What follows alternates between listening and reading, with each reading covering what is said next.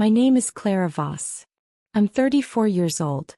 And 14 months ago, I sat across a table from my own parents while they slid a stack of papers toward me and said, "It's just a formality, sweetheart. Sign here." So I signed. I trusted them. I had trusted them my entire life. What I didn't tell them, what they had no way of knowing, is that 2 weeks earlier something had felt off. Something I couldn't name but couldn't ignore. So I had done something small. Something quiet. I ordered a tiny wide-angle camera off Amazon for $47 and tucked it inside the fake succulent on the bookshelf behind my desk. And it had been recording the entire time they were in my home. Every word. Every whisper between them when they thought I had stepped out of the room. Every phone call my father took in a hushed voice while my mother kept me distracted with tea and small talk about the weather. All of it. Captured. I didn't know yet what I had. I didn't know what they had done. But 3 days later, when I finally sat down to review the footage, I had to pause the video and just breathe. Then I called a lawyer. Then I called the Financial Crimes Unit of our county's DA office. And then I did nothing. For months, I did absolutely nothing because what I had was bigger than my anger. And I needed to be patient. Here's what my parents did not understand about me. I had spent 4 years working as a compliance analyst for a regional bank. My job, my literal job, was to identify financial fraud, irregular transfers, forged authorizations, shell structures built to siphon money quietly from people who trusted someone they loved. I knew exactly what I was looking at the moment I saw it on that footage. And I knew exactly what to do. Before I tell you how this ends, because it does end definitively, take a moment right now to like this video and subscribe if this story is already hitting something real for you. And drop a comment. Tell me where you're watching from. Tell me if you've ever felt that specific hollow feeling of realizing the people who raised you were capable of something you never imagined. I want to hear from you. Now, to understand how we got to that table, to that stack of papers, to that hidden camera, to everything that followed, I need to take you back to the beginning. To the family I grew up in. And the slow, quiet way the truth about them came into focus. But before I take you back to the beginning, before I walk you through the family I grew up in, the years of small erosions, the moment I first noticed something was wrong, I need to stop right here. Because what you just heard is real. This happened to me. And if you've stayed with me this far, even through just the first 90 seconds of this story, I already know something about you. You felt it too. Maybe not fraud. Maybe not a hidden camera or a legal filing. But that specific suffocating feeling of realizing that someone you loved, someone who was supposed to love you, was treating you like a resource. Like something to be managed. Like a means to an end. That feeling has a name. It's called betrayal.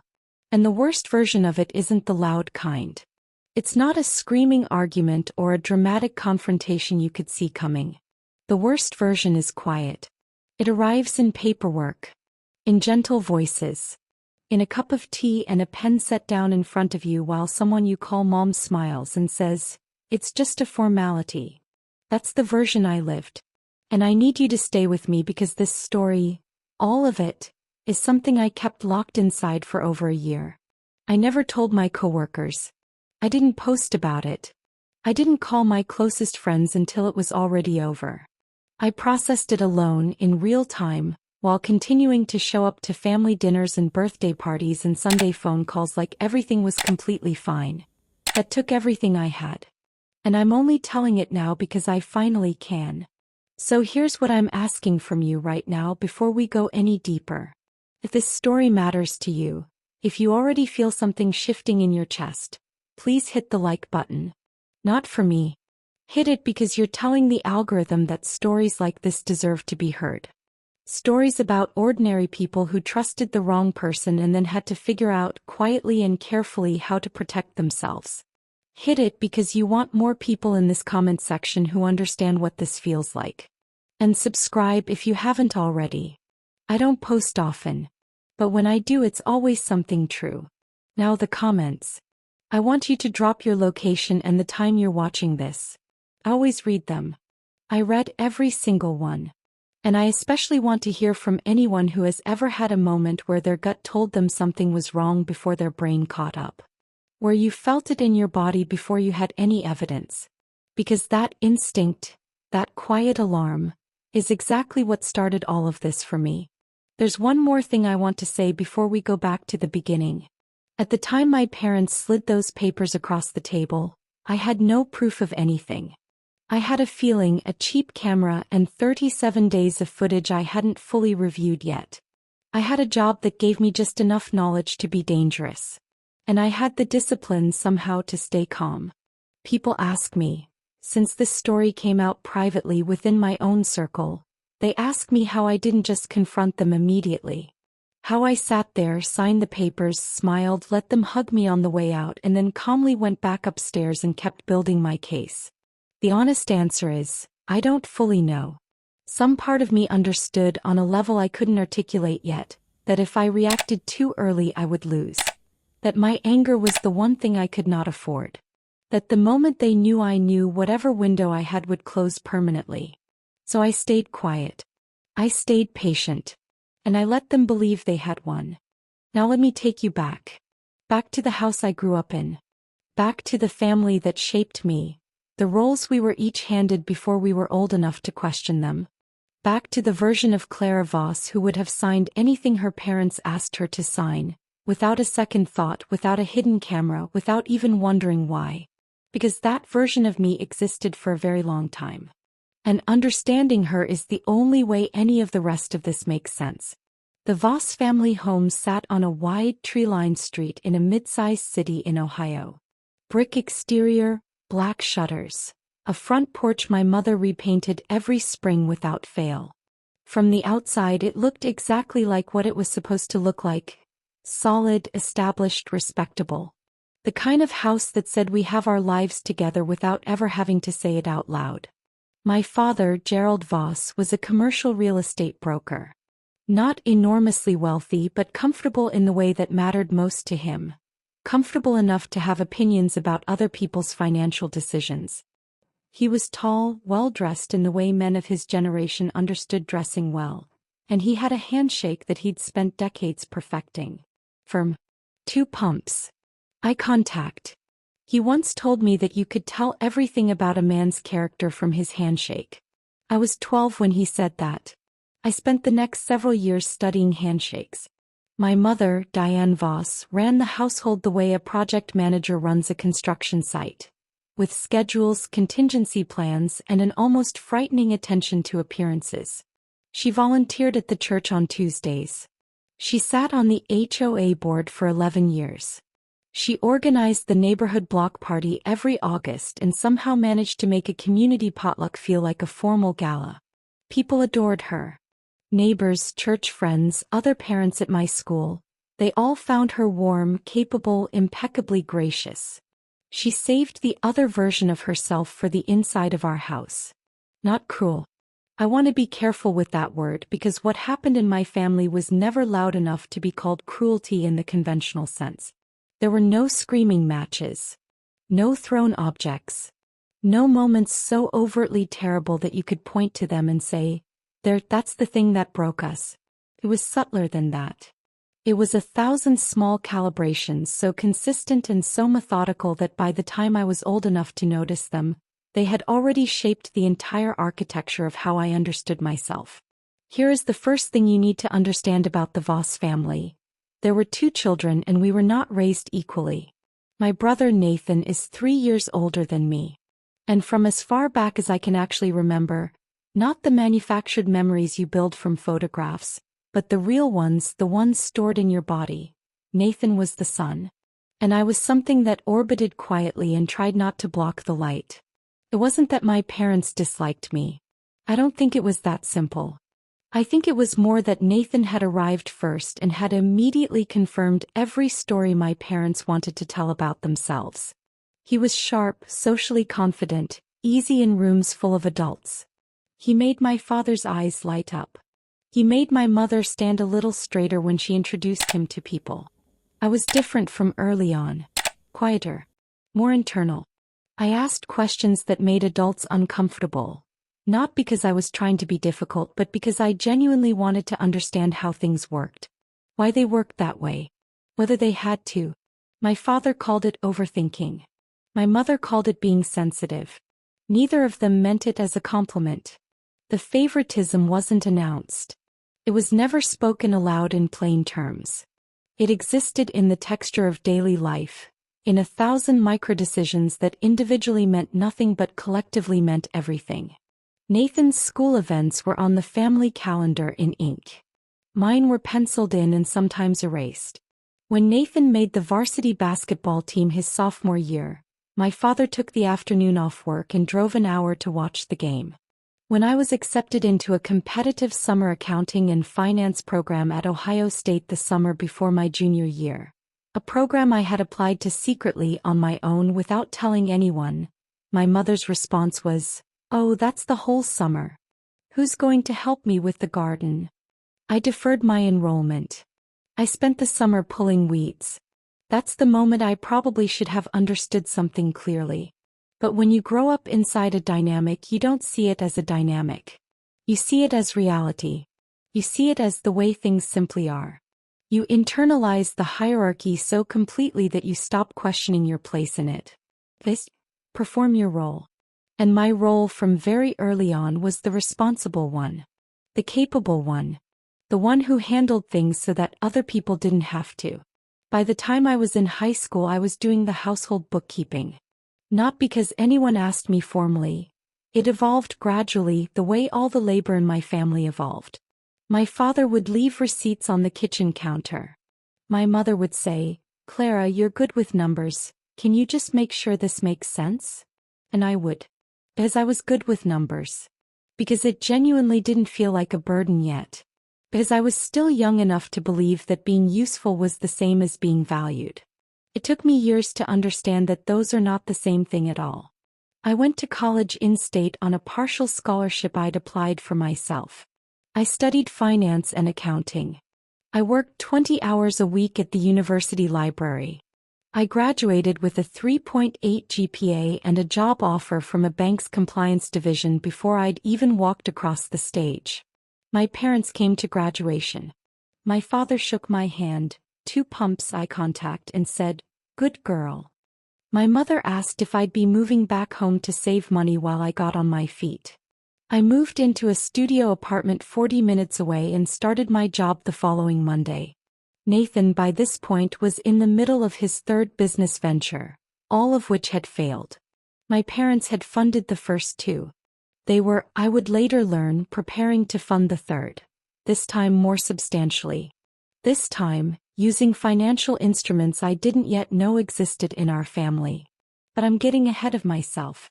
For the first few years after college, I maintained a careful, functional relationship with my parents. Sunday phone calls. Holidays at the house. The occasional weekend visit where I would arrive, help my mother with whatever project she'd accumulated, listen to updates about Nathan's latest plans, and drive home feeling vaguely hollow in a way I'd learned not to examine too closely. My father had started calling me more frequently around this time. Not for emotional connection. Our relationship had never operated on that frequency, but for professional input. He was navigating a complicated commercial property deal and wanted someone to look over the numbers. I did. I found 3 discrepancies, flagged them, saved him a significant amount of potential liability. He thanked me by telling Nathan over dinner that he had a guy at the bank looking over his paperwork. I was the guy at the bank. I didn't say anything. What I did, quietly and without fanfare, was begin to notice a pattern I hadn't previously assembled into a coherent shape. My father asked for my professional expertise regularly but never credited it. My mother referenced my stability, my steady job, my responsible finances, my reliable presence, whenever she needed to contrast it with Nathan's volatility. But the stability was never celebrated. It was simply expected. It was the baseline. Nathan's failures were explained and forgiven. My competence was assumed and therefore invisible. I was not the golden child. I was the infrastructure. And infrastructure, as anyone in my field will tell you, only gets noticed when something goes wrong. The first time something felt genuinely wrong, not just unfair, not just unbalanced, but wrong in a way that activated something professional in me, was about 2 years before the papers. I was visiting for Thanksgiving. Nathan was there with his girlfriend, a perfectly pleasant woman named Ashley who laughed too readily at my father's jokes and had learned quickly that the way to survive a Voss family gathering was to stay agreeable and keep your glass full. After dinner, while my mother and Ashley were in the kitchen and Nathan had fallen asleep on the couch in front of a football game, my father asked me to come into his office. He showed me some documents, property transfer filings, a new LLC he'd structured. He explained, in broad terms, that he was reorganizing some of his real estate holdings for estate planning purposes. He wanted my eyes on it. Professionally, I looked at the structure. Something about it felt architecturally unusual. The way the ownership layers were arranged, the way certain liabilities were positioned. But I was tired, it was Thanksgiving, and I didn't have the full documentation in front of me. I told him it looked like something his attorney and accountant should review carefully. He nodded, thanked me, and changed the subject. I drove home the next morning thinking about that structure. I couldn't articulate why it bothered me. I didn't have enough information to form a specific concern. But I'd spent 4 years in compliance, and there's a particular texture to arrangements built for concealment versus arrangements built for clarity. They feel different. They have a different weight. That one felt heavy in a way I couldn't name yet. I filed it in the back of my mind. Life continued. The Sunday calls, the holiday dinners, the requests for professional input that were never credited. Nathan's third venture launched. My parents were enthusiastic about it in a way they'd never been enthusiastic about my career.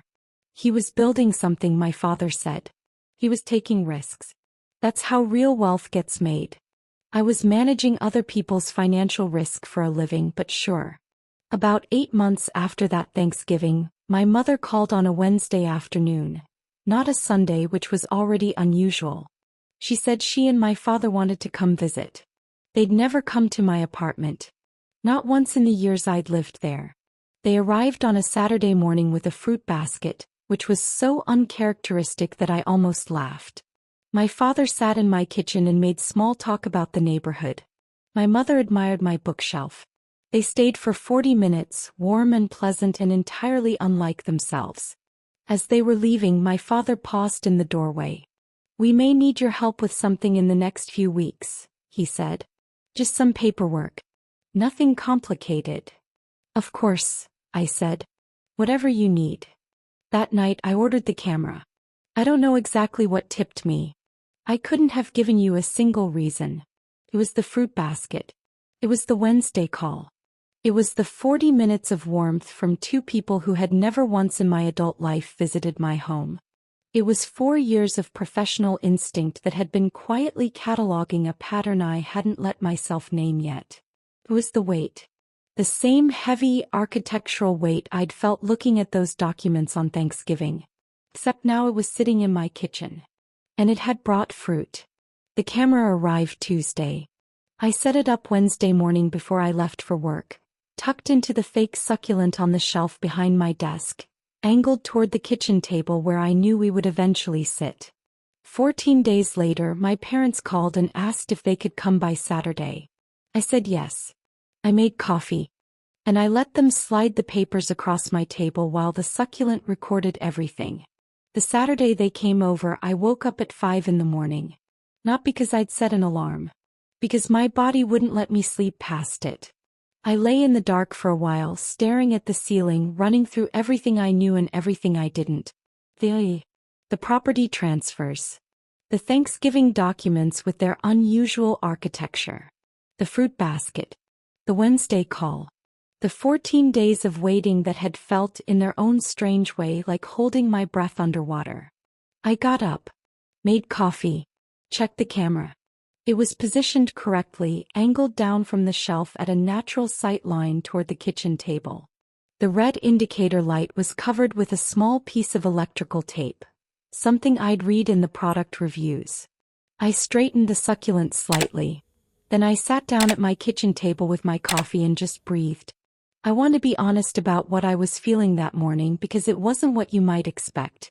It wasn't anger. It wasn't even fear exactly. It was something closer to grief.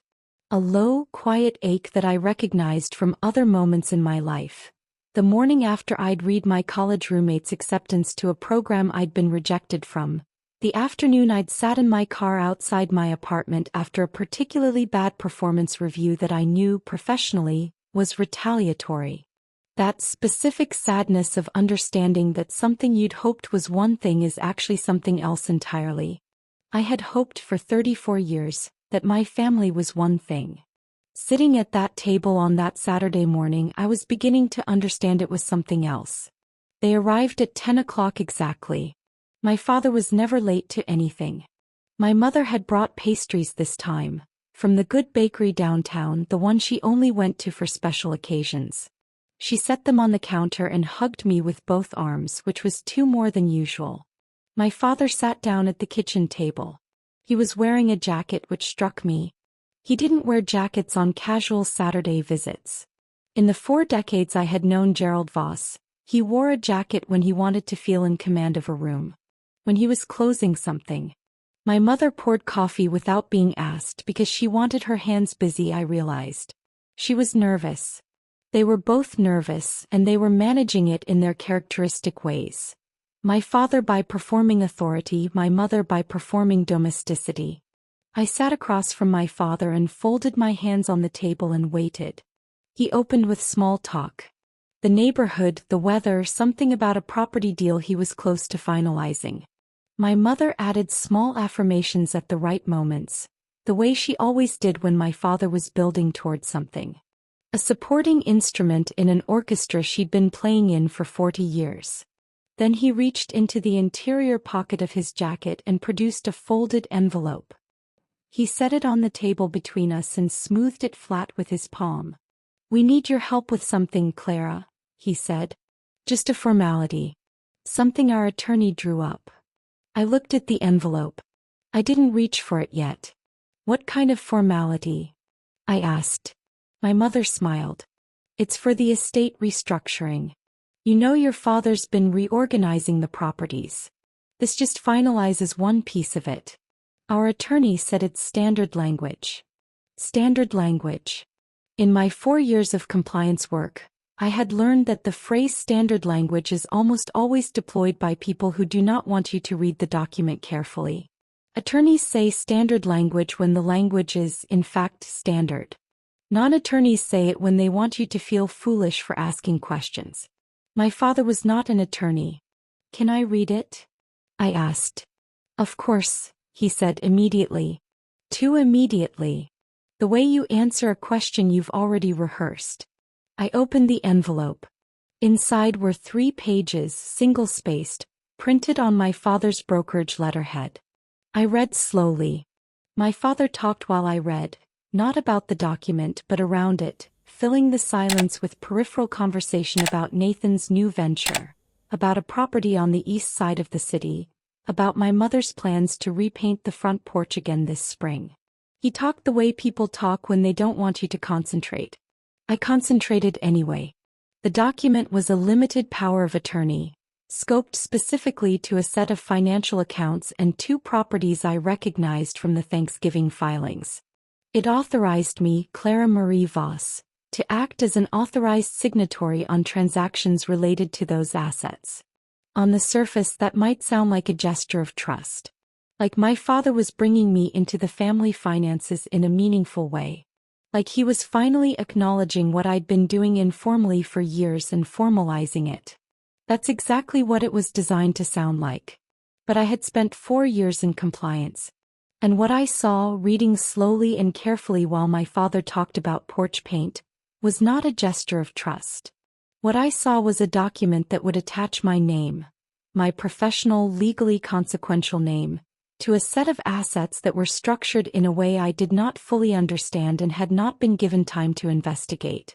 If those assets were clean, the document was unnecessary. The transactions my father described could be executed through his own authority and his attorney's oversight without my signature. If those assets were not clean, my signature would make me a participant. I set the document down on the table. I'd like to have my own attorney look at this before I sign, I said. The temperature in the room changed. It wasn't dramatic. My father didn't raise his voice. My mother didn't cry. It was subtler than that. A slight stiffening in my father's posture, a fractional pause before my mother smiled again, a recalibration happening behind both their faces simultaneously, like two people adjusting to unexpected weather. "Clara, it's really just a formality," my mother said again, softer this time, more careful. "Our attorney has already reviewed everything. It's standard." "Then my attorney reviewing it shouldn't be a problem," I said. My father looked at me for a moment. His handshake face, composed, patient, calibrated. "Of course," he said. "Take your time." But his jaw was tight. And my mother had stopped smiling. They stayed another 20 minutes. The conversation was surface level and slightly effortful, the way conversations become when something real has just happened that no one is willing to name. My father ate one of the pastries. My mother talked about the church fundraiser. I made appropriate responses and kept my hands still in my lap and watched them the way I had learned professionally to watch things, without telegraphing that I was watching at all. When they left, my father paused again in the doorway. The same pause as the last visit. "Don't sit on it too long," he said. His voice was warm. His eyes were not. "These things have timing." "I understand," I said. I closed the door. I stood in my hallway for a full minute without moving. Then I went to my desk, sat down, and opened my laptop. I had a colleague, a woman named Priya, who had left our compliance team 2 years earlier to work at a white-collar criminal defense firm downtown. We had stayed in loose contact, the kind of professional friendship maintained through occasional emails and LinkedIn congratulations on promotions. I had never called her outside of work hours. I found her number in my phone and called it at 11:47 on a Saturday morning. She answered on the third ring. I told her I had a document I needed someone to look at. I told her it was personal, not professional, and that I thought it might be sensitive. I told her I was sorry for calling on a weekend. She told me to send it to her personal email immediately and she'd look at it before Monday. I photographed all 3 pages and sent them within 2 minutes of hanging up. Then I went back to my desk. The succulent sat on the shelf above me, its small camera eye patient and still. I opened the footage management app on my laptop and began reviewing what had been recorded. The recording had captured everything clearly. Better than I'd hoped. The audio was sharp enough to pick up not just the conversation but the pauses within it. The fractional hesitations, the moments of recalibration I'd noticed in real time and could now watch again frame by frame from a distance. I watched my father smooth the envelope flat with his palm. I watched my mother's hands move to the coffee cups with practiced, deliberate busyness. I watched myself read the document while my father talked about paint. And then I watched the moment I said I wanted my attorney to review it. I watched it 4 times. Because what the camera captured, what I had felt but not fully seen in real time, was a look that passed between my parents in the half-second after I said those words. A look that lasted no longer than a blink but contained, in compressed form, an entire conversation. It was not surprise. It was not frustration at a delay. It was the specific, unmistakable expression of people whose plan has encountered an obstacle they had not fully accounted for. I had seen that expression before. Not on my parents' faces, on the faces of individuals I'd flagged in compliance reviews. The micro-expression of someone who has been operating with the assumption of a particular outcome and has just been introduced to the possibility that the outcome may not materialize as expected. I saved the clip. I labeled it. I made 3 copies across 2 different storage platforms in my personal hard drive. Then I called Priya back even though it had only been 40 minutes since I'd sent the document. She answered immediately. "Clara." Her voice had a particular quality I recognized. The careful, measured tone of a professional who has just seen something that requires precision. "Where did this come from?" I told her. Silence. Then, okay. I need you to not sign this. Under any circumstances, do not sign this document. I haven't, I said. Good. Another pause. How much do you know about your father's business dealings over the last 3 years? And that was the question. That was the exact question that cracked the floor open beneath everything I thought I understood about my family. Because the honest answer was, I knew what he'd shown me. I knew what he'd asked me to look at. I knew the pieces he'd chosen to present carefully over time, in the context of favor-asking and family dinners and holiday visits. I did not know what he hadn't shown me. Not enough, I told Priya. That's what I thought, she said. Can you come to my office Monday morning? Yes, I said. Bring the footage.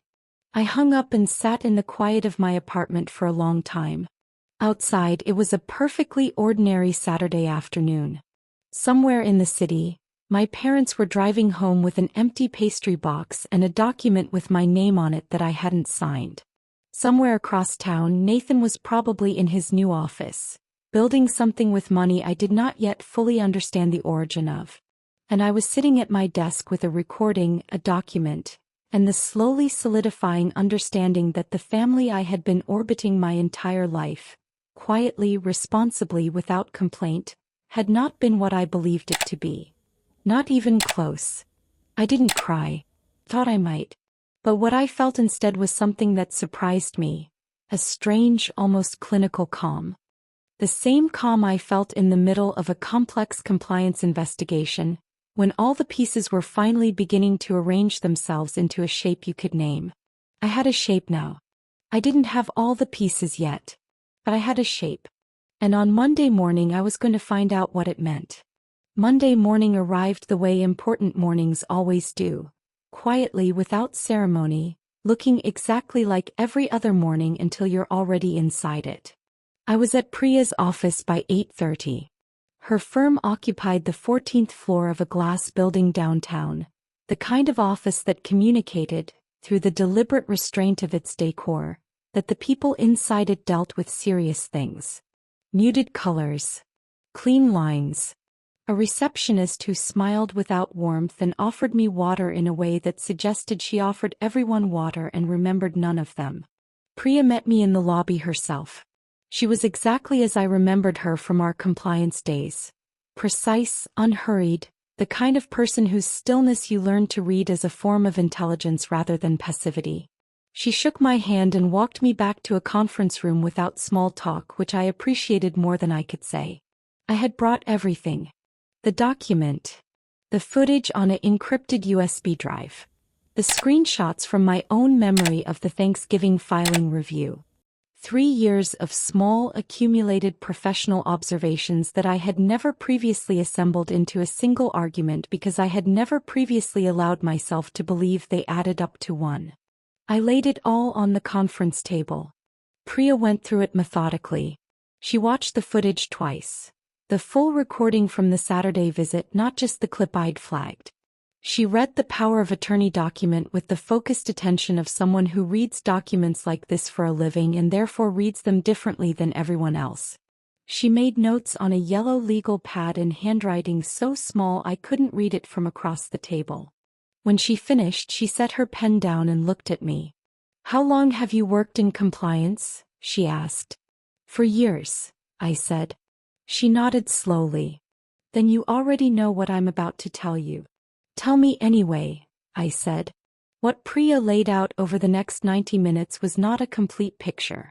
She was careful to say that repeatedly, that what we had was a shape, not a confirmed map, and that the difference between a shape and a confirmed map was the difference between a suspicion and a case.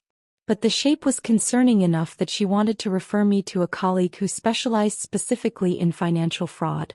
A man named David Okafor who had spent 12 years as a federal prosecutor before moving into private practice. The core of what she explained was this: the limited power of attorney my parents had brought me was not, by itself, illegal. Documents like it existed in legitimate estate planning all the time. What made it concerning was the context, the specific assets it referenced, the structure of the LLC those assets were housed in, and the pattern of transfers that Priya had been able to pull from public property records in the 2 days since I'd sent her the document. The LLC my father had shown me at Thanksgiving was one of at least 3 she'd identified. They were layered, one owning a stake in another, the second holding title to certain properties, the third listed as the managing entity for a set of accounts whose beneficial ownership was on paper ambiguous. Ambiguous beneficial ownership is a phrase that means different things in different contexts. In legitimate estate planning, it can be a temporary artifact of an incomplete restructuring. In financial fraud investigations, it is frequently the mechanism through which money is moved without a clear trail of who moved it and why. The power of attorney would have put your name on the managing entity, Priya said, which means any transactions executed through that entity after your signature would have your authorization attached to them. I stared at the table for a moment. They needed a clean name, I said. Priya looked at me carefully. That's one possible interpretation. A compliance officer's name, I said. Someone whose professional credibility would make the authorization look airtight. She didn't answer that directly. He didn't need to. I drove home from that meeting and sat in my parked car outside my building for 20 minutes before I went inside. I had known on some level since Saturday. I had known on a deeper level since Thanksgiving.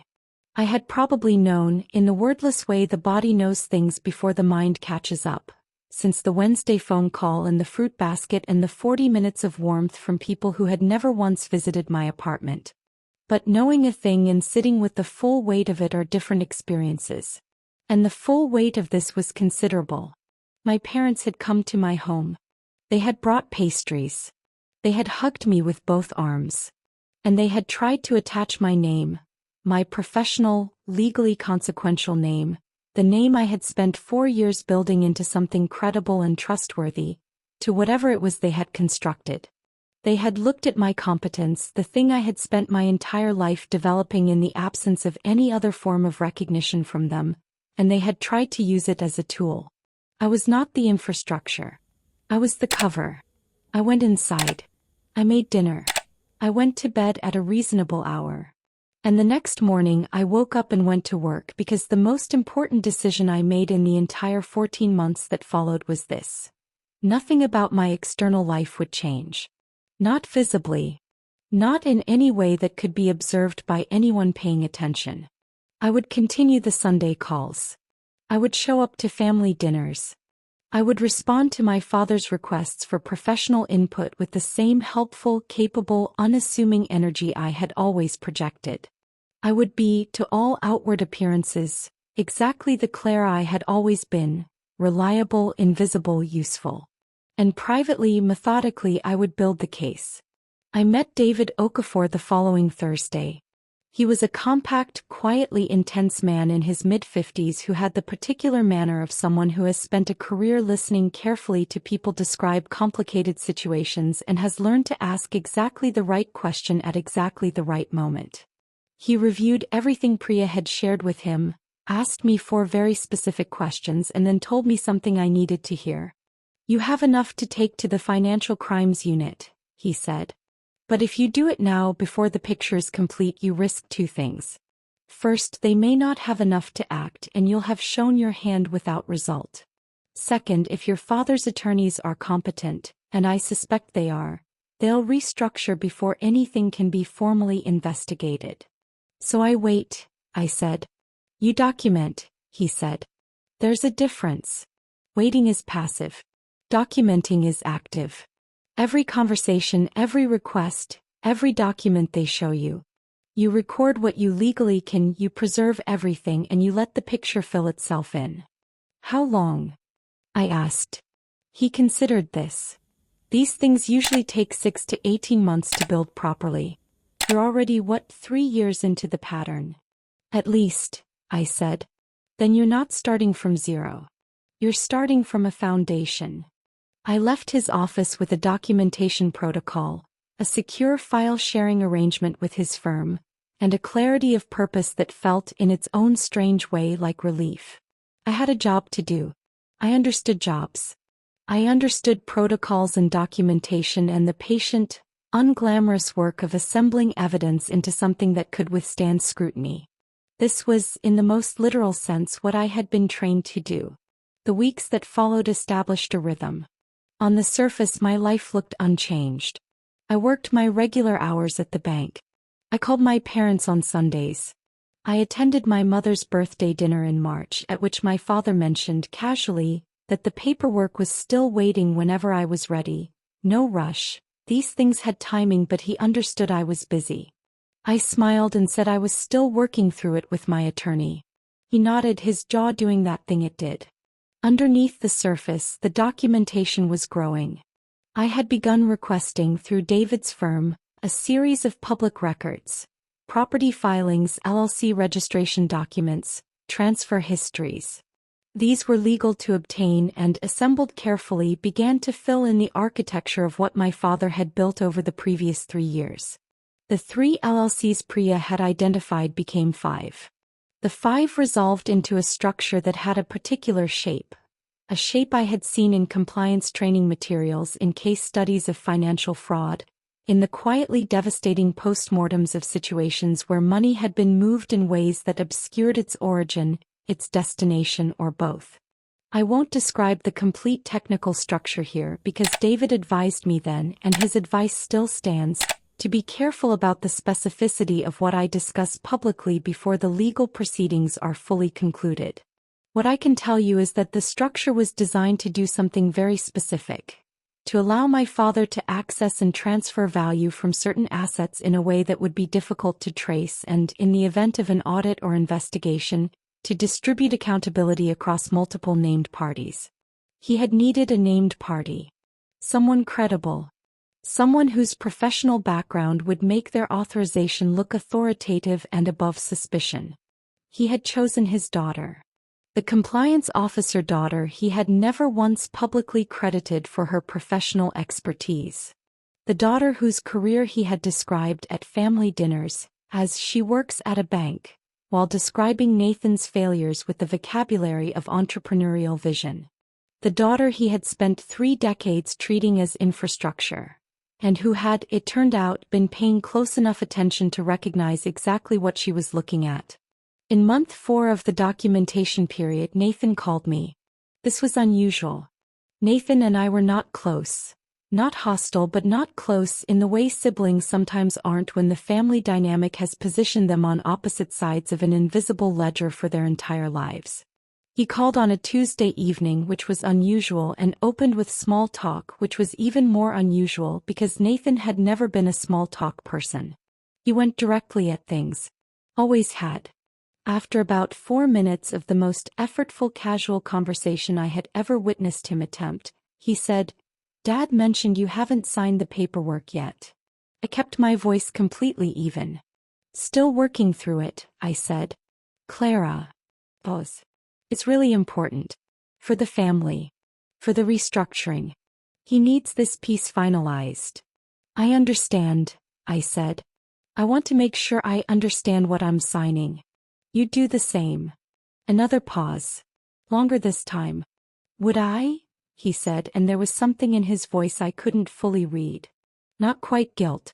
Not quite warning. Something in between, something that told me Nathan knew more than he was saying and was deciding in real time how much of it to share with me. He shared none of it. We said goodbye and hung up. I documented the call. Time, duration, summary of content. I sent it to David's secure file share within the hour. In month 6, my father sent me a document through his attorney's office. Formally this time, not a kitchen table conversation, but an official letter on legal letterhead, referencing the original power of attorney and requesting that I execute it within 30 days or formally decline in writing so that alternative arrangements could be made. I forwarded it to David immediately. His response came within 2 hours. "This is good. This means they're feeling the timeline pressure. Don't respond yet. Let me draft something." David's response to my father's attorney was a single, carefully worded paragraph acknowledging receipt of the request and advising that I was still conducting my own due diligence and would respond within the statutory reasonable period. It was the legal equivalent of a calm, flat stare. It communicated nothing except that I had professional representation and intended to use it. My father called me that Sunday. The call lasted 6 minutes.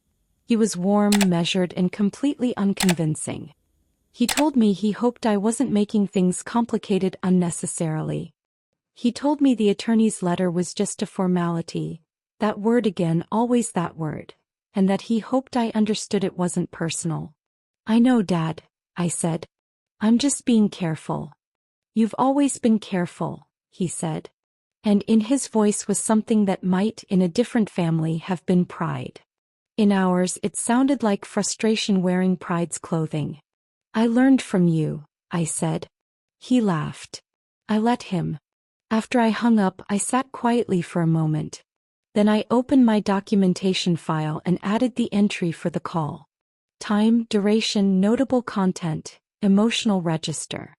I saved it and closed the laptop and made myself dinner and watched something forgettable on television because the discipline of this period required, above all, the ability to put it down at the end of each day. To not let it become the only thing in my mind. To maintain a life around it substantial enough that no one looking at me from the outside would see anything other than a 34-year-old woman living her ordinary, unremarkable, responsible life. Unremarkable on the outside. On the inside, the picture was almost complete. I had 7 months of documentation. 5 LLCs mapped. A public records trail that David described as, quote, "more than sufficient." 2 conversations with my father recorded legally under Ohio's one-party consent law. 1 call from Nathan. 1 formal attorney letter.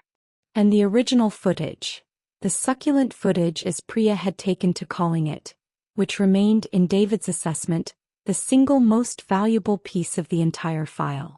Because it shows intent, he explained. The document alone could be explained. The structure alone could be explained. But the footage shows the conversation around the document. The pressure, the deflection, the specific language they used. That's the piece that makes everything else make sense. I thought about my father smoothing the envelope flat with his palm. I thought about my mother's hands moving to the coffee cups. I thought about the look that passed between them in the half-second after I said I wanted my attorney to review it. "When do we move?" I asked David. He looked at his notes. Then at me. "I think," he said, "we're just about ready." The thing about setting a trap is that you don't actually set it. You simply stop moving out of the way. That's what David explained to me in our 8th month of working together. On a Thursday afternoon in his office when I asked him directly how we were going to bring this to a conclusion. I had expected a strategy. A choreographed sequence of events. Something that felt like the careful, deliberate execution of a plan. What he told me instead was simpler and, in its own way, more elegant. "Your father has a timeline," David said. "We don't know exactly what it is. But we know it exists because people who build structures like this always have a timeline. The structure is designed to do something specific by a specific point. And when that point gets close enough, they'll stop being patient. They'll push," I said. "They'll push," he confirmed. "And when they push, we'll be ready." I went home that evening and made dinner and waited. I didn't have to wait long. 3 weeks after that conversation on a Sunday evening, after our regular call, after we'd covered the weather and my mother's church committee and a vague update about Nathan's venture that my father delivered with the careful enthusiasm of someone reading from a script, my father said something he hadn't said before. "Clara, I need you to come to the house next Saturday. There are some things we need to discuss in person. Important things. Not a request. Summons." "Of course," I said. "What time?" 10 o'clock, he said. "And Clara, come alone. Come alone." As if I would bring someone. As if the presence of another person was a variable he needed to control. "Of course," I said again. I called David the moment I hung up. He listened to the summary, asked 2 questions and then said, "This is it. This is the push. Are you ready?" I thought about that for a moment. Not the tactical answer. I had been ready tactically for weeks. I thought about the other kind of ready. The personal kind. The question of whether I was prepared to sit across a table from my parents in the house where I had grown up and watch everything I had spent 34 years believing about my family finish dissolving in real time. "Yes," I said. "Good," David said. "Here's exactly what you're going to do." The instructions were precise. I would go to the house. I would listen. I would not sign anything, agree to anything, or make any commitments of any kind. If they presented new documents, I would take them and tell them I needed to review them. If they applied pressure, I would remain calm. If they said things that were significant, legally, factually significant, I would allow them to say them fully before responding. Ohio is a one-party consent state. I already knew this. I had known it since month 1. I arrived at my parents' house at 9:58 on Saturday morning with my phone in my jacket pocket, its voice memo app already running. The house looked exactly as it always had. Brick exterior, black shutters, front porch freshly painted in my mother's preferred shade of white. The lawn was trimmed to its customary precision. 2 cars in the driveway, my parents and one I didn't recognize. A dark blue sedan, late model, parked at a slight angle that suggested its driver had arrived recently and in some hurry. I stood on the porch for a moment before ringing the bell. Then I rang it. My mother answered. She was dressed more formally than a Saturday morning at home warranted. A blouse, pressed slacks, earrings. Her smile was the careful one. The one she deployed for church events and HOA meetings and situations where appearances required active management. "Clara, come in." The living room had been arranged. That was the only word for it. Arranged the way a stage is arranged before a performance. My father sat in the chair he always occupied, but pulled slightly forward, away from the wall, so that it occupied a more central position in the room. There was a coffee table between the chairs with a folder on it, closed, and 2 coffee cups already poured. And on the couch, in a dark suit on a Saturday morning, sat a man I had never seen before. "Clara," my father said, standing. His handshake face perfectly composed. "This is Richard Paulson. He's been advising us on the restructuring." Richard Paulson stood and extended his hand. Mid-50s, silver-haired, the practiced ease of someone who spent a great deal of time in rooms where important things were being decided. "Ms. Voss, your father speaks very highly of you." "Thank you," I said. I shook his hand and sat down in the chair across from my father. The presence of Richard Paulson told me several things simultaneously. It told me that whatever my father was about to ask me to do was significant enough to require professional reinforcement. It told me that the patience of the previous 8 months had run its course and that we had arrived, as David had predicted, at the push. And it told me, most importantly, that my father had felt at some level that I needed to be managed. That Clara alone might hesitate. That Clara with a suited professional in the room would be less likely to ask inconvenient questions. He had miscalculated the variable. "We appreciate you coming," my father began. He had a folder open now, pages arranged in a sequence. I recognized the structure. The way the documents were ordered to tell a particular story, with the most reassuring elements first and the ones requiring my signature position toward the end, after the narrative had already been established. I had seen this in compliance training. It was a real technique. It had a name. It was called document sequencing. And it was used, among other contexts, in situations where the person reviewing the documents needed to be guided toward a conclusion rather than allowed to reach their own. "We've reached a point in the restructuring," my father continued, "where we need to finalize the authorization piece. The piece we discussed earlier this year." "The power of attorney," I said. "An updated version," Richard Paulson said smoothly. "We've revised some of the language based on your attorney's feedback. Made it cleaner. Clearer scope." He slid the folder across the coffee table toward me. I opened it. The document was longer than the original. 5 pages instead of 3. The language had been revised, as Paulson said. But the core of it was unchanged. My name. The authorization to execute transactions on behalf of the managing entity. The revision they had made was, if anything, more concerning than the original. The updated version extended the scope of the authorization beyond the original 2 properties to include a third asset, a commercial property I hadn't seen in any of the previous filings. A property that had not appeared in any of the public records David had pulled. A property that, as far as I could tell from a single reading, did not appear in any documentation I had ever been shown. I closed the folder. Where did the third property come from? I asked. A beat of silence. Paulson smiled. It's a recent acquisition. Part of the ongoing restructuring. Your father wanted to consolidate the authorization rather than come back to you twice. I see, I said. I'll need to take this to my attorney before I can do anything with it. My father leaned forward slightly. Claire, we've been through this. The language has been revised specifically to address your attorney's concerns. At some point. Gerald. My mother's voice from the doorway. A single word, a single syllable, and it landed with a particular weight that made my father stop mid-sentence. I glanced at her. She was looking at him with an expression I had never seen on her face before. Not a directive exactly, but a warning. The expression of someone who has rehearsed a scenario and watched it begin to deviate from the script. My father settled back in his chair. Paulson stepped in smoothly. Ms. Voss, I understand the caution. It speaks well of you, frankly, professionally.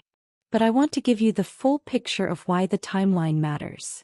And then he told me, in the measured, reasonable tones of someone who had explained complicated things to cautious people many times before, that there was a transaction pending.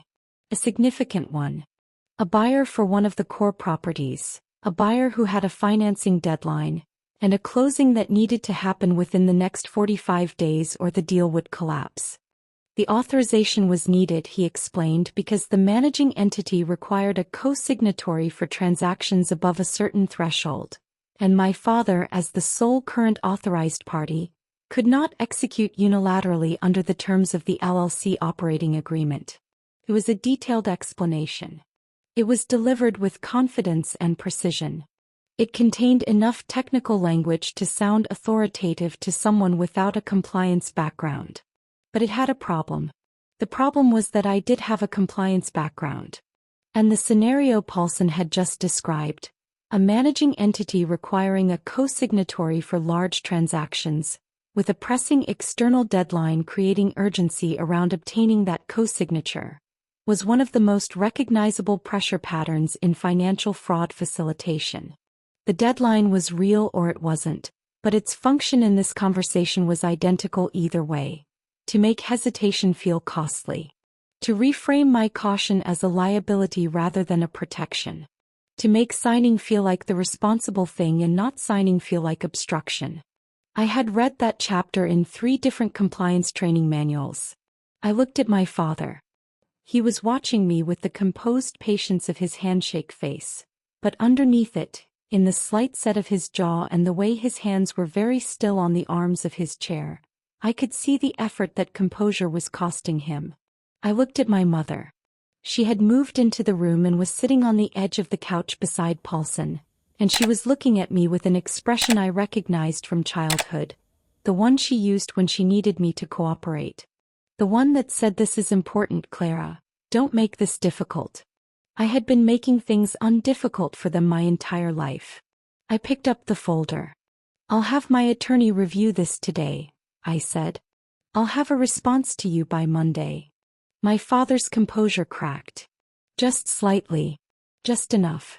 "Clara, we don't have until Monday." I just explained. "I heard you," I said. My voice was completely calm. Completely level. "And I understand the timeline. But I'm not signing a document I haven't had reviewed. That's not going to change regardless of the deadline." Silence. Richard Paulson looked at my father. My father looked at my mother. My mother looked at her hands. And in that triangle of glances, in that three-beat silence, something shifted permanently in the room. Because what that silence contained, what all three of them understood simultaneously even if none of them would say it aloud, was that the plan had not accounted for this version of me. They had planned for the Clara who moved her car when her mother asked. Who wore the world's best aunt apron. Who deferred her enrollment to pull weeds. Who signed things because she trusted people she shouldn't have trusted. That Clara had been real. She had existed for a very long time. But she had been quietly, methodically replaced. I stood up, tucked the folder under my arm and picked up my bag. "I'll be in touch Monday," I said. I shook Richard Paulson's hand. I kissed my mother's cheek. I walked to the door and my father followed me, and at the threshold he put his hand on my arm. Not roughly but firmly, the way you hold something you're not ready to let go of yet. "Clara," he said. His voice was low. "Don't do something you'll regret." I looked at him for a moment. At the handshake face finally starting to show its age. "I won't," I said. I walked to my car. I drove 2 blocks, pulled over and sat with my hands on the wheel and my phone in my lap, the voice memo still running, the red bar still moving. Then I called David. "It's time," I said. "I know," he said. "I've been waiting for your call. The DA's office is expecting us Tuesday morning." I put the car in drive. And I didn't look back. Tuesday morning arrived cold and clear. I dressed carefully. Not formally, I wasn't going to court, not yet, but deliberately. The way you dress when you want to feel like yourself. Dark trousers, a gray blazer, the small pearl earrings I'd bought myself after my first promotion. The ones my mother had once called understated, in a tone that made understated sound like a consolation prize. I drove to David's office. We rode the elevator together in silence, which was the right kind of silence. Not uncomfortable but concentrated. The silence of 2 people who have prepared thoroughly and are now simply executing. The Financial Crimes Unit occupied a floor of the county building that looked exactly like what it was. Functional, unglamorous, built for work rather than impression. Fluorescent lighting, gray carpet. The particular institutional smell of coffee made in large quantities and consumed out of necessity rather than pleasure. An investigator named Sandra Obi met us in a conference room. She was direct, unhurried, and had the quality I had come to associate with the best professionals in adjacent fields. The ability to listen without performing listening. He simply absorbed. David had sent the documentation package ahead of our meeting. Sandra had reviewed it. She had questions. Precise, specific questions that moved through the material in a sequence that told me she understood its architecture completely. She asked about the LLC structure. She asked about the timeline of my father's requests. She asked about Richard Paulson, whose name produced a reaction from her that she controlled immediately but not quite quickly enough for me to miss. She knew that name. I answered everything directly and completely. I had the folder from Saturday's meeting. I had the voice recording from my jacket pocket, transferred to David's secure system Sunday evening and formatted for evidentiary use. I had 7 months of documentation. Every call, every visit, every attorney letter, every public record, assembled into a chronological file that David had organized with the precision of someone who understood that the difference between a credible case and an incredible one was almost always presentation. Sandra reviewed the Saturday recording twice. When it finished the second time, she set down her pen and looked at me. "Ms. Voss," she said, "how long have you known something was wrong?" I thought about the Thanksgiving documents, the heavy architectural weight of them, the fruit basket, the Wednesday call. "Longer than I let myself admit," I said. She nodded as if this were the most natural answer in the world. That's usually how it goes. What followed over the next 6 weeks was entirely out of my hands, which was simultaneously the most difficult and most liberating aspect of the entire experience. I had spent 14 months in the active, disciplined work of documentation. Now the work belonged to other people. Investigators, prosecutors, forensic accountants who could pull threads I hadn't had access to. My job, David told me, was to live my life. To maintain my routine. To answer questions when asked and otherwise to be patient. I was very, very tired of being patient. But I managed it. I want to tell you what those 6 weeks actually looked like because I think there's a version of this story. The version you imagine when you hear words like investigation and warrants and financial crimes unit. That feels cinematic. That feels like a montage of meaningful glances and tense phone calls and dramatic revelations delivered in well-lit rooms. The reality was considerably more ordinary. I went to work. I reviewed compliance reports. I made coffee in the break room and had lunch at my desk and answered emails and attended the kind of meetings that exist in every professional environment. The ones that could have been an email, the ones that generate more meetings, the ones where someone presents a slide deck that took 3 days to build and communicates one idea that could have been said in a sentence. I went to the grocery store on Thursdays. I called a friend from college on Sunday evenings. Not my parents, not anymore, but a woman named Jess who had known me since before I understood what my family dynamic was, and who had been saying for years, in the gentle, persistent way of someone who loves you and has learned not to push, that she was worried about how much I gave to people who didn't give back. I had never told Jess what I was doing. I had simply, over those 6 weeks, started calling her more. Started accepting her invitations to things. A gallery opening, a Saturday morning farmer's market, a dinner at her apartment where she made pasta from scratch and we talked for 4 hours about everything except the thing I was carrying. Those evenings kept me sane. I also, during those 6 weeks, did something I hadn't done in years. I started running. Not seriously, not with a training plan or a goal race or any of the infrastructure of a committed athletic pursuit. Just running. Early mornings, before work, through the quiet streets of my neighborhood while the city was still assembling itself. 3 miles, sometimes 4. Nothing remarkable. But there is something about sustained physical effort in open air that processes things the mind cannot process sitting still, and I found that the mornings after a run I was clearer. Steadier. More able to hold the weight of what I was waiting for without letting it press through into everything else. I was on one of those runs. A Thursday morning, 6 weeks and 1 day after our meeting with Sandra, when my phone buzzed in my armband with David's number. I stopped on the sidewalk, breathing hard, and answered. "They executed the warrants this morning," he said. "Your father's office and the family home. Paulson's office as well." I stood on the sidewalk with my hands on my knees and my breath making small clouds in the cold morning air. Is anyone? No arrests yet. That comes after the document review. But Clara, Sandra told me to tell you that what they found in the initial search exceeded what we brought them. Substantially. I absorbed that. How substantially? I asked. Pause. The third property, the one that appeared in the revised document Saturday, has a history. A significant one. There are other parties involved beyond your father. This is larger than the family restructuring.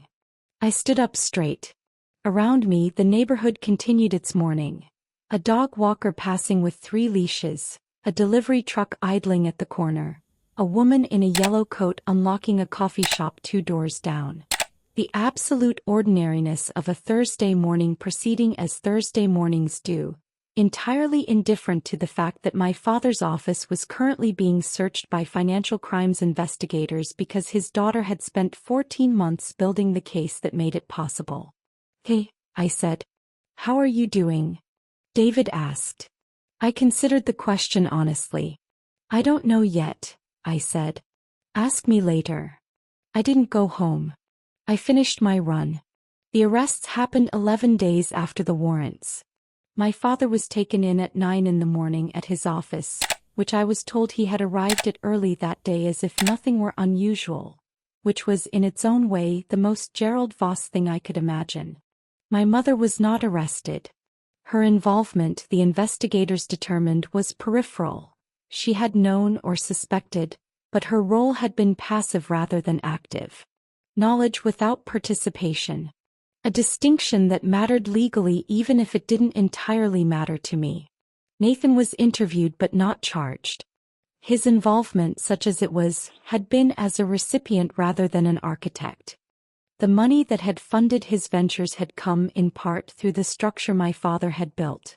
But Nathan, it appeared, had not fully understood the mechanism. Had not wanted to understand it, perhaps. But had not built it. That distinction also mattered legally. Richard Paulson was charged alongside my father. His name, as Sandra's initial reaction had suggested, was not unknown to the Financial Crimes Unit. My father's case was not, it turned out, the first time Paulson had appeared in their files. It was, however, the most thoroughly documented, and the documentation, Sandra told David, was of a quality that made their work significantly more straightforward than it typically was in cases of this complexity. She meant the succulent footage. She meant the 7 months of organized, time-stamped cross-referenced records. She meant the voice recording from the kitchen table visit and the formal attorney letter and the public records trail and every Sunday phone call summary I had typed into a secure document and sent to David's file share within 24 hours of hanging up. He meant all of it. David relayed this to me over the phone the evening after the arrests, and I sat in my apartment in the dark for a while after we hung up, just sitting with it. Not celebrating. It didn't feel like celebration exactly. It felt more like the moment after you've been holding your breath for a very long time and you finally, carefully let it out. The work had held. I had built something that held. I found out about the arrests not from David, not from the investigators, but from my mother. She called me at 11:17 on a Thursday morning, and when I saw her name on my phone I almost didn't answer. Then I did. She didn't cry. I had expected crying. Instead her voice was very quiet and very flat, like a surface all the weather had been stripped from. "They took your father," she said. "I know," I said. A silence that lasted long enough to mean several things at once. "Did you?" she started. Then stopped. Then, "How long?" "Long enough," I said. Another silence. "Clara." Her voice shifted slightly. Not to anger. I had braced for anger and found I was braced for nothing because what came instead was something rawer and more difficult. Something that sounded, for the first time in my memory, like my mother without her management of herself. I didn't know how far he'd taken it. "I want you to know that." I believed her, partly. I believed she hadn't known the full architecture. I believed she had chosen, in the way people sometimes choose, not to ask the questions whose answers she didn't want. That is its own kind of knowing. But it is not the same as building the structure. And I had learned, in 14 months, to be precise about distinctions. "I believe you," I said. And I meant it partly. Which was the most honest thing I could offer. She didn't ask me to do anything.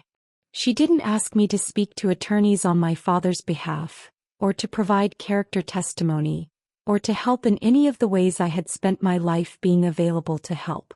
Maybe she knew better. Maybe something in my voice told her that the version of Clara who could be asked those things was no longer the version she was speaking to. We said goodbye. I sat at my desk for a few minutes. Then I opened the compliance report I'd been reviewing before David's call and finished it, because the work was still there and it still needed doing, and I was, at my core, someone who finished what she started. The thing I want to tell you, the thing I need to tell you because it's the part that took me the longest to understand, is that the karmic execution doesn't always look like a public confrontation. It doesn't always look like a dramatic reveal in a room full of witnesses, with a microphone and a speech and a visible, satisfying collapse. Sometimes it looks like a Wednesday morning warrant. Sometimes it looks like 11 days of ordinary life while investigators do their work. Sometimes it looks like a phone call from your mother, her voice stripped of all its management, asking how long you've known. The confrontation I had imagined, the table turning, the revelation, the moment where I stood in my power and they finally understood what they had underestimated, existed. It just didn't happen in a single scene. It happened across 14 months of quiet, patient, disciplined work. Every documented call.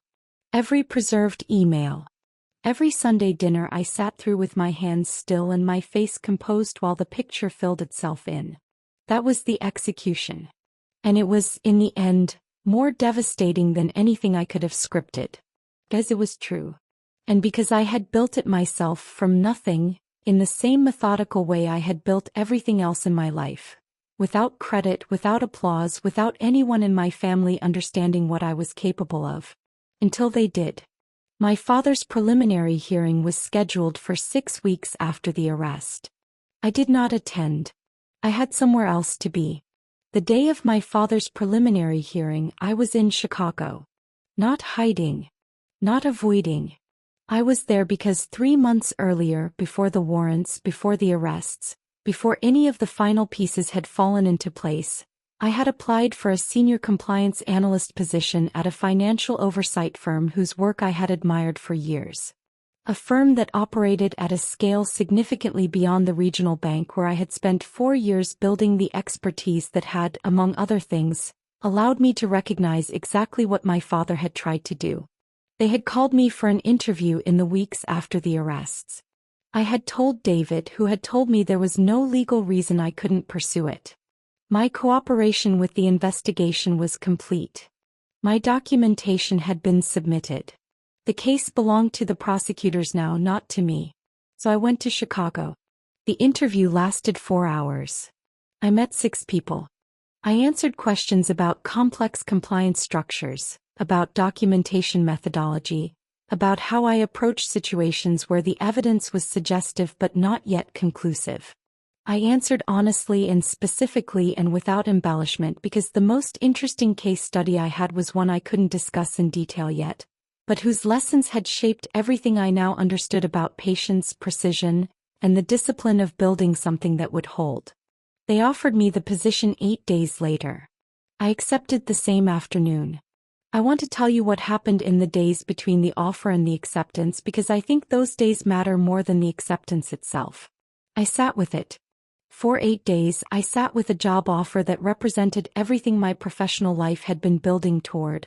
The scope, the responsibility, the institutional credibility, the salary that was, I will tell you plainly, more than double what I had been earning, and I did not immediately say yes. Not because I was uncertain, but because I had spent 34 years making decisions reactively, in response to what other people needed from me, and I had made a private commitment to myself that the decisions I made from this point forward would be made differently. Deliberately. From stillness. On my own timeline. So I sat with it for 8 days. I went on my morning runs. I had dinner with Jess on Thursday. I read, which I had stopped doing somewhere in the middle of the 14 months and was only just beginning to reclaim. I walked through my neighborhood on a Saturday afternoon with no destination and no agenda. Just the city and the cold air and the particular quality of late winter light that makes everything look simultaneously stark and full of potential. And on the 8th day I accepted. Not because the deadline was approaching. Not because someone was waiting. As I was ready. Because I had sat with it long enough to know that the yes was entirely mine.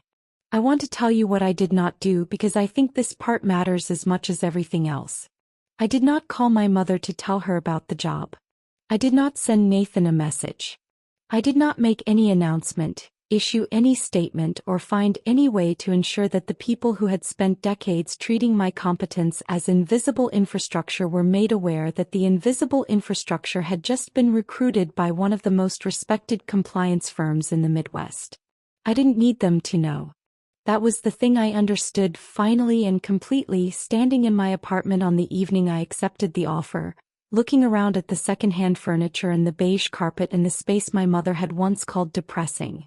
The space that had been for years the only place I could breathe. I didn't need their acknowledgement. I had never needed it. I had spent 34 years believing I did, and that belief had shaped everything. My availability, my compliance, my willingness to move my car and pull weeds and sign documents placed in front of me by people I trusted because they were family and family I had been taught came first. But here is what I know now and what I want to say directly to you, wherever you're watching from, whatever time it is there. Family is not a biological category. It is a behavioral one. Family is the people who see you, not the useful version of you, not the competent version they can leverage, not the reliable version they can build their plans around, but you. The actual, complete, complicated person underneath all the roles you've been assigned. My family for 34 years had not seen me. They had seen what I could do for them. And they had organized their relationship with me around that seeing so consistently and so completely that I had eventually organized my relationship with myself around it too. It took a hidden camera and a compliance investigation and 14 months of the most disciplined work of my life to finish understanding something that should have been simple. I was not staff. I had never been staff. And the moment I stopped behaving like staff, the moment I said I'd like my attorney to review this and meant it completely without apology, everything changed. Not because I had done something extraordinary, because I had finally done something ordinary. I had simply treated myself the way I would have treated any client whose interests deserved protection. That's it. That was the whole secret. I moved to Chicago 6 weeks after accepting the offer. I packed my apartment into a moving truck on a Saturday morning in early spring, and I drove out of Ohio with the windows down and the radio up and the particular lightness of someone who has put down something very heavy after carrying it for a very long time. I remember crossing the state line. There's nothing visually dramatic about it. A sign, a slight change in the quality of the highway, the same flat Midwestern landscape continuing in either direction. But I felt it. Something in my chest that had been compressed for so long I had stopped noticing the pressure simply released. Like a window opened in a room that had been closed all winter. I pulled over at a rest stop 20 minutes into Illinois, not because I needed to, but because I wanted to mark the moment somehow. I got out of the car and stood in the cold air and looked at the sky, which was enormous and gray and indifferent and exactly what I needed. Then I got back in the car and kept driving. I have not spoken to my father since the morning I left his house with the folder under my arm and drove 2 blocks and called David. That was a choice I made deliberately and have not revisited. Some people, when they hear this story, ask whether I feel guilty about that. Whether I feel responsible for what happened to him. Whether I think about reconciliation. The honest answer is no, and sometimes. Sometimes I think about the man who told me you could read a person's character in their handshake. Who drove me to school on winter mornings when the car took too long to warm up. Who sat in the audience at my college graduation wearing the jacket he wore when he wanted to feel in command of a room and shook my hand with 2 pumps and eye contact and said "good girl" like those 2 words were sufficient for everything I had accomplished. I think about that man sometimes. I think about the specific grief of loving someone and discovering that the version of them you loved was always partly a construction. That the warmth was real but conditional. That the investment in you was always also an investment in what you could eventually provide. I think about the fruit basket. I think about 40 minutes of warmth from people who had never once visited my apartment. And the sometimes resolves itself back into no. My mother and I speak occasionally. Not on Sundays, that rhythm is gone and I haven't rebuilt it. But occasionally. She is navigating something enormous. And she is doing it largely alone, and I find that I can hold both things simultaneously, the understanding of what she chose not to know and a limited, carefully boundaried compassion for where she is now. That is not forgiveness exactly. It is something more practical than forgiveness. It is the decision to remain a human being in relationship to another human being, without pretending the history isn't what it is. The last time we spoke she asked how I was doing in Chicago. I told her honestly, that I was well, that the work was demanding in the way I'd hoped, that I had found a running route along the lakefront that I did 3 mornings a week and that the lake in winter was one of the most beautiful things I had ever seen. She was quiet for a moment. Then she said, "I'm glad you're well, Clara." And I believe she meant it. I believe that was true and unmanipulated and simply what it was. A mother reduced by circumstances to her most basic form, glad that her daughter was well. "Thank you, Mom," I said. We hung up shortly after.